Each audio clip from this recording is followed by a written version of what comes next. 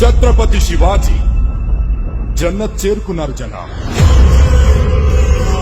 ఆ దక్కన్ని మన మొఘలాయులు దక్కించుకోవడం ఎంతో దూరంలో లేదు. మరాఠాల సింహం లేనప్పటికీ తన వేటని చావా కొనసాగిస్తాడు.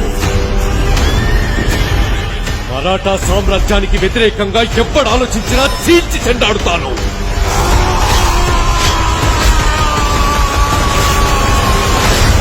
గర్జనకి లొంగకపోతే పంజాబేటు తప్పదు.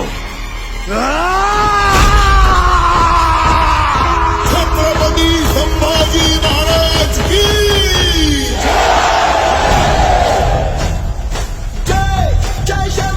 ఈ యుద్ధం స్వరాజ్య సాధన కోసం చేసే యజ్ఞం. ఆ మహాదేవుని సాక్షిగా ప్రతి పౌరుడి సంరక్షణే మన లక్ష్యం. స్వరాజ్య స్థాపన సాక్షాత్ ఈశ్వరేచ్ఛ.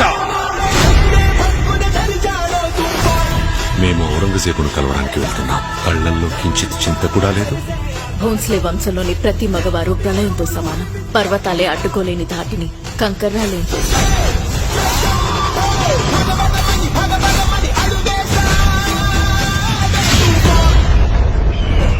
చిన్న పెద్ద చూడకుండా అయిన వాళ్ళ శవాలని తొక్కుకుంటూ ఈ కిరీటాన్ని అందుకున్నాను. మేము మళ్ళీ ఈ కిరీటాన్ని ఆ పొగరుబోతు సంబా చావు కేకని హిందుస్థాన్ మొత్తం విన్నాకి ధరిస్తాను. కాషాయం రంగు ఎక్కడ కనిపించినా సరే ఎర్రగా మార్చి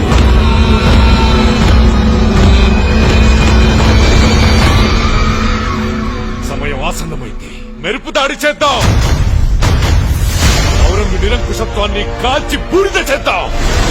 ప్రత్యర్థులు ఎన్ని పండాగాలు పన్నినా సరే ప్రతి వ్యూహాన్ని ఛేదిద్దాం. ఛత్రపతి శివాజీ మహారాజ్ స్వప్నాన్ని సాకారం చేసి తీరుతాం. జై భవానీ. నమః పార్వతీ పతయే. హర హర మహాదేవ్.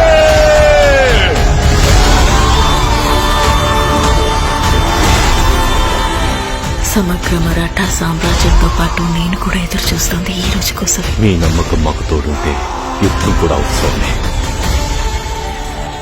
వీడిని ఎలా హింసించాలంటే చావు కూడా వీడిని జాలి పడి చంపాలి. ఆ చావు నా గాలిగచ్చ కట్టి రుద్ర తాండవం చేస్తాను. నా చావు ప్రతి మరాఠా ఇంట్లో ఒక శివాజీని ఒక సంభాజీని పుట్టిస్తుంది. కానీ నీ చావు మొఘల్ సామ్రాజ్య పతనానికి పునాది.